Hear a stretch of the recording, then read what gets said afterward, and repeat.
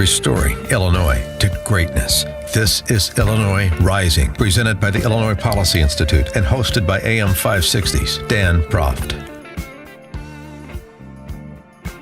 Dan Proft back with Pat Hughes, co-founder of the Illinois Opportunity Project. And Pat, Wednesday night, the third Republican presidential debate. Boy, it was interesting, and it was kind of fun to see essentially about a 2-hour contest to see who could kick the most stuffing out of John Harwood, the moderator, one of the lead moderator for CNBC. I thought Ted Cruz had the greatest summation, and this was only about 15 minutes into the debate. You know, let me say something at the outset. The questions so far in this debate illustrate why the American people don't trust the media. This is not a cage match. And you look at the questions. Donald Trump, are you a comic book villain? Ben Carson, can you do math? John Kasich, will you insult two people over here? Marco Rubio, why don't you resign? Jeb Bush, why have your numbers fallen? How about talking about the substantive issues people... Yeah! I love Ted Cruz. I thought it was. I hope you do too. I do, but his voice is a little odd, I have to say. But he's terrific. And, Rubio was also really good in the same environment.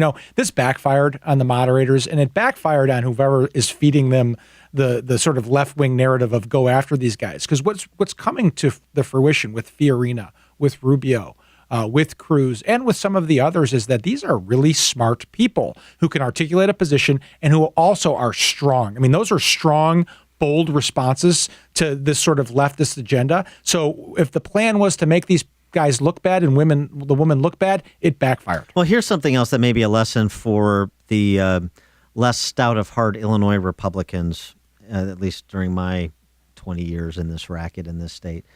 Boy, it certainly seems that if you're a Republican presidential candidate, you can't lose pushing back against a Washington press corps that is hating on you. And we've seen different approaches. John McCain, Mitt Romney, they tried to sidle up. Let's buddy with the media, thinking they were somehow going to dull the blade. And instead, they got it stuck in their back over and over and over again to the benefit of one President Barack Obama. Maybe after watching that debate, and how much currency Cruz and Rubio and Trump and Carson and Christie even, he had an exchange with Harwood, maybe how much currency they got from the Republican Party, energized Republican base with this primary field. Maybe that's something that is a lesson for Illinois Republicans who otherwise are always obsessed with sidling up to the Chicago press corps. I want Carol Maureen to say something nice about me. I want the Tribune editorial board to endorse me. I want the State Journal Register to endorse me.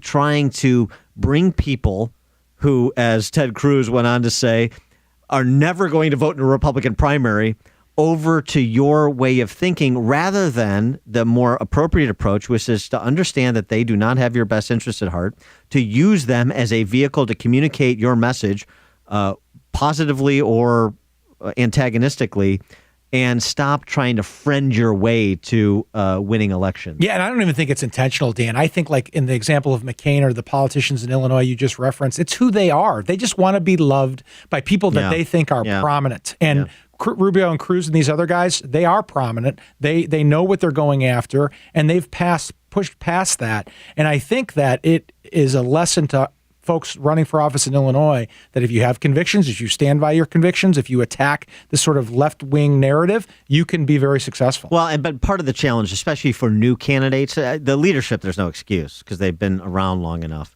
But for new candidates, you feel like, you haven't had to develop the shell, the thick skin.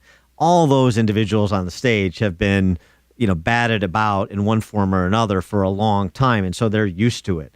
And they're confident in who they are, and they're not going to change who they are. Most of them, some of them may be a little iffy, but most of them, and I think they demonstrated that, in order to please John Harwood or anybody at CNBC or any other network. That's the real lesson. But, sometimes it's easy to watch and see that, but you can't appreciate it until you're in the crucible getting pillared around, and you kind of have to find your bearings and the will to stand up and push back. Well, and understanding that, dynamic, I'm encouraged for the first time in this presidential debate that we're going to get presidential contest, that we're going to get someone out of that field who is going to be able to take on Hillary Clinton and win.